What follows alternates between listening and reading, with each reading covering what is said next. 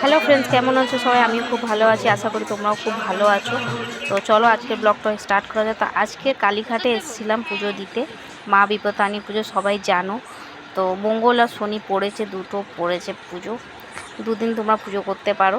তো আমরা চলে গেলাম মঙ্গলবার প্রথম দিনই পুজো করতে। তো ডালায় কী কী নিলাম, 13 রকমের ফল নিয়েছিলাম, তারপর ছাপা সন্দেশ নিয়েছিলাম, ডোর নিয়েছিলাম। ওই ডোরের মধ্যে 13টা গাঁট বাঁধা থাকে আর 13টা দুব্বো থাকে। দেখো সব ডালাগুলো এখান থেকে আমরা কিনেছিলাম এই কালীঘাটে এন্ট্রির সময়। তারপর ধূপ, মোমবাতি, আলতা, সিঁদুর যেগুলো লাগে সব কিছু নিয়ে আমরা চলে গেলাম মায়ের কাছে পুজো দিতে। প্রচণ্ড প্রচণ্ড প্রচণ্ড ভিড় হয়েছিল সত্যি কথা বলতে, আর প্রচণ্ড গরমও ছিল সেদিন, ওই জন্য গুল্লুকে নিয়ে যাইনি।